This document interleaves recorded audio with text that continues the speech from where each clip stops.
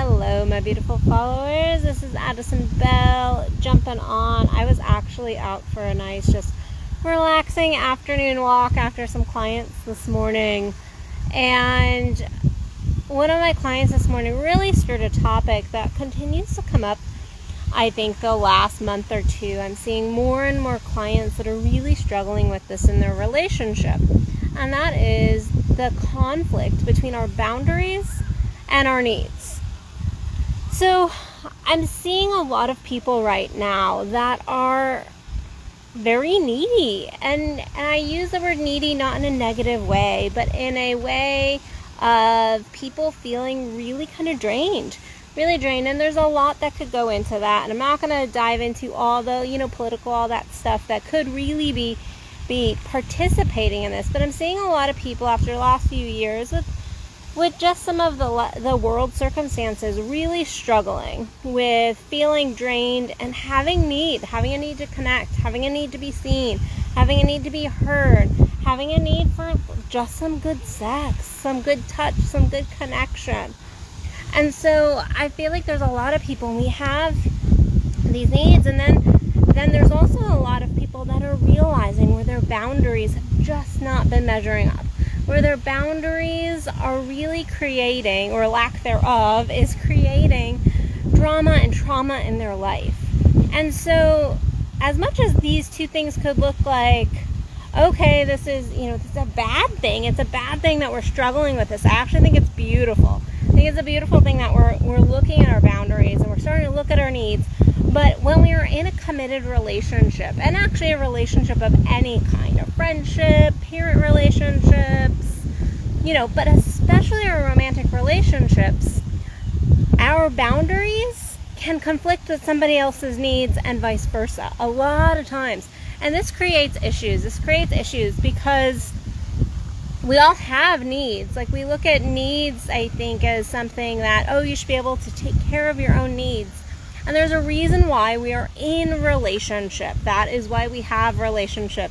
It is to share with each other and fill each other and offer a space of healing to each other. We don't heal each other, but we offer spaces for that other person to be healed. But I've seen a lot of relationships lately that are running into this issue of one partner having all of these needs and another partner shutting down with boundaries, or their needs are the opposite, or conflictual to the other partner's needs. So an example of this could be if one partner is like, I really just need connection. I need togetherness. I need you to kiss me and hug me and maybe throw me up against the wall and have a sexy moment with me. Like, that's one partner's needs. However, the other partner could be like, yeah, right now I need just some space. I need to distance myself. I need to push. I need to deal with myself. Well, in a relationship, those two things are conflictual. And while we need to listen to our partner's boundaries, because at some point I would say that becomes a boundary. Like, hey, I need space. I need to not. We also oftentimes look at that as that boundary is more important than another person's need. And while it's important, very, very important to respect boundaries, it's also important to recognize our partner's needs. Because if you set up these big walls of boundaries and you're not meeting your partner's needs, you're going to actually distance the relationship. You're going to create trauma and toxicity in the relationship.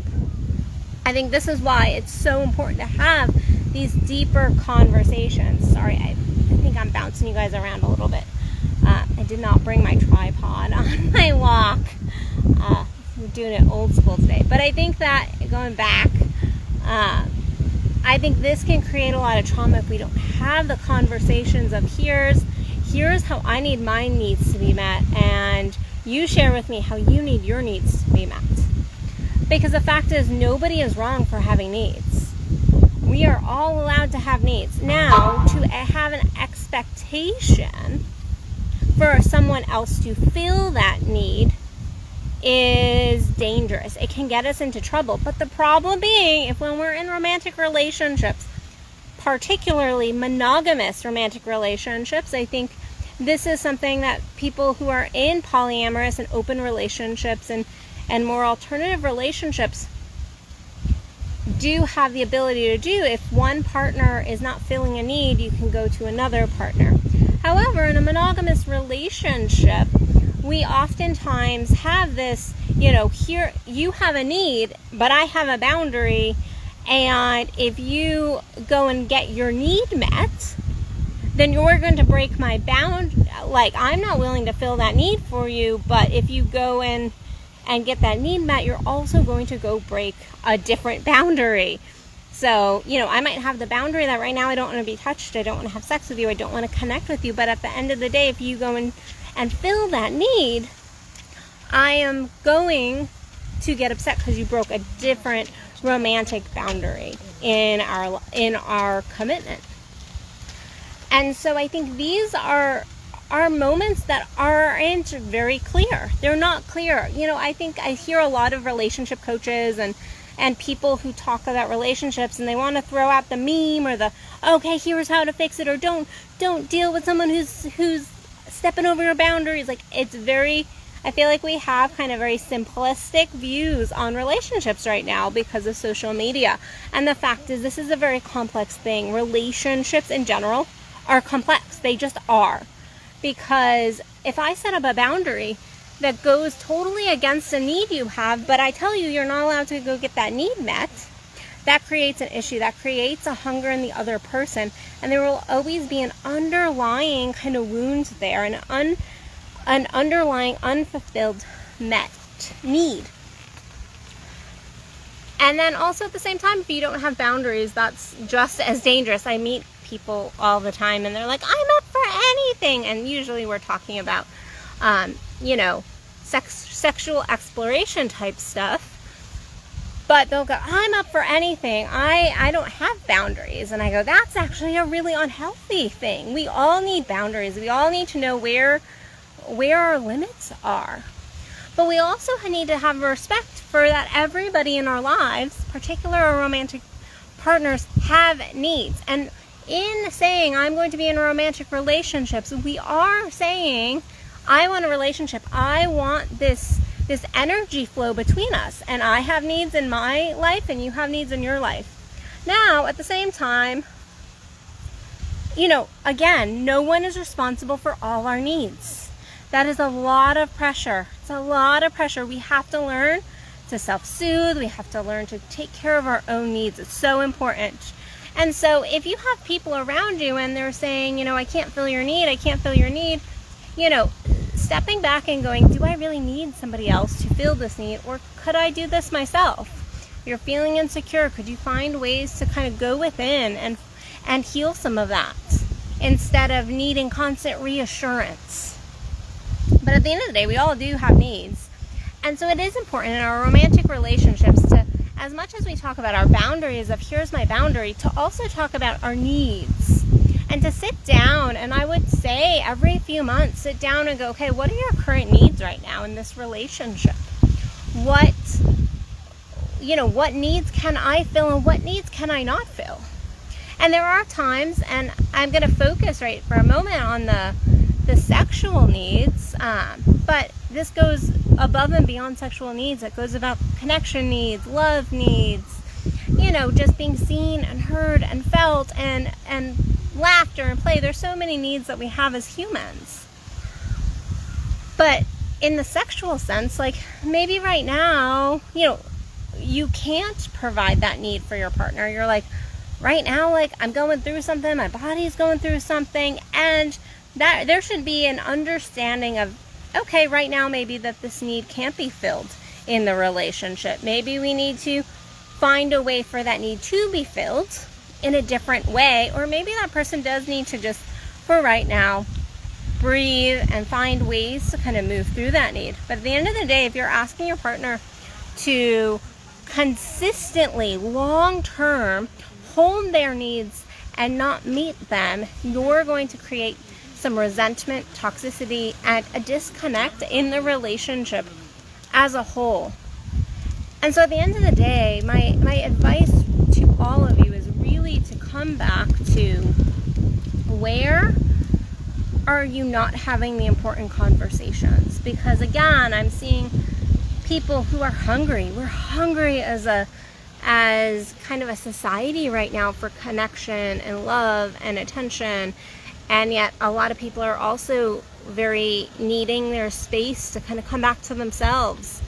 So it is important to talk about what are our needs and what can be filled and what can't be filled by our romantic partners, and then where our boundaries are, where is too much, because I think everybody is going to have different views on that.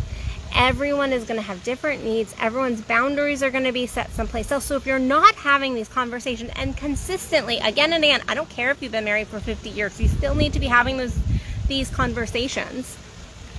If you're not taking the time to continue to come back to these, then you will see resentment build up in the relationship. Because as we grow, our needs change. As we change, our boundaries change. And our boundary might be set in one place in one season and then switch to another place 6 months down the road. So I bring this to you because I think I'm seeing a lot of stuff on like, set your boundaries, all of this, or like you should be able to meet your own needs. And I don't feel like that is actually mentally healthy.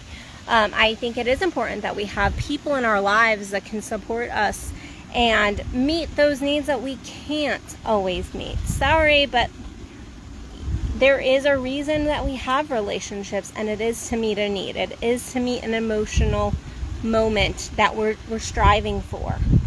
Again, we're not putting all our emotions and needs on one person, but these conversations, if you want a healthy relationship, are required. We have to stop the meme culture of, like set your boundaries. Well, yeah, yes and. I say yes and to most memes I see in mental health and from coaches that want to talk about relationships. There are complexities to the human spirit and to relationships, and how we connect depends on the energy and so much more. And so to think a little bit deeper into your relationship and not take it so surface level. And if you are finding yourself right now really struggling in your relationship, your romantic relationship, or this is actually very applicable to other relationships, then to take a step back and go, where are my needs not being met? Or where am I expecting somebody to meet all my needs? And or where are my boundaries? Does my boundary keep other people from having their needs, expressing their needs, getting their needs met? Because if your boundaries are so rigid and so firm that other people are not able to get their needs met as well, then your boundaries might need to be relooked at. You might need to find some flexibility in them, potentially. So it's all about self-inquiry, people. All about self-inquiry. So I love talking to you guys. It is always nice to take a good walk and talk with my favorite people out there in the Facebook land. So I hope you guys are having a great day. If you want to connect with me, head over to addisonbell.net. Otherwise, I will see you guys sometime soon for another Addison Unleashed. All right, guys, I will talk to you later. Bye. The video will shut off.